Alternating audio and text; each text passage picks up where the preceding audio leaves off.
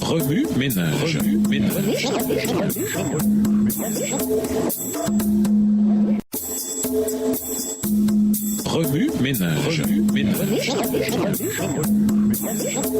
Bienvenue dans votre émission. Remue ménage. Nous voilà à la leçon 6. À l'intérieur et à l'extérieur. Introduire la quête d'authenticité. Prétentieux, m'as-tu vu? Imposteur, escroc, faux, aspirant à la célébrité, vendu. Bien que différents, ces mots ont pourtant la même signification. Chaque génération a un code ou un terme différent pour décrire une forme de contrefaçon sociale. Se faire passer pour ce qu'on n'est pas est une transgression publique dans de nombreuses sous-cultures, surtout à l'adolescence et chez les jeunes adultes. Dans les années de développement de la vie sociale d'un individu, se faire passer pour ce qu'on n'est pas en faisant des compromis avec les normes de l'individualité et de l'authenticité s'apparente au péché. C'est délicat, évidemment, alors que beaucoup essaient d'être vrais et authentiques, mais se trouvent quand même à jouer un rôle. Il y a ceux qui tentent de se trouver eux-mêmes, en faisant toutes sortes de choses socialement inacceptables. Mais ce qui est inacceptable chez un groupe est ensuite établi comme étant la norme dans un sous-ensemble de la communauté. Et c'est parti de nouveau. C'est là le fondement des tendances et des modes. Par exemple, les jeunes des sous-cultures passées avaient l'habitude de teindre leurs cheveux de toutes sortes de couleurs éclatantes. Cette nouveauté a entraîné un choc des valeurs. Bien que considérés comme étant différents du courant social, ces jeunes se sont rassemblés pour créer leur propre sous-culture, ayant ainsi un impact sur la culture majoritaire. Après un certain temps, les différences ont disparu et le choc des valeurs s'est dissous. Une autre génération se lèvera pour créer la prochaine sensation.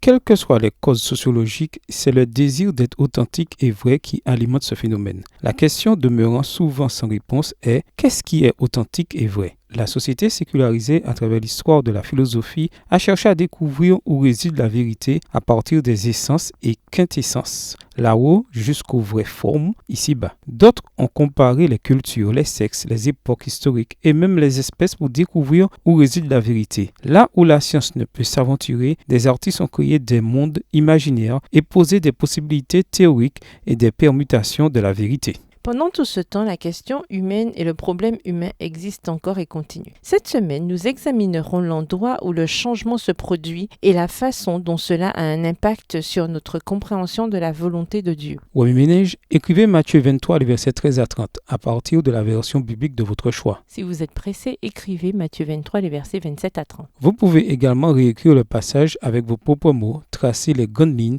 du chapitre et en faire une carte heuristique. Au revoir. Et à demain si Dieu veut.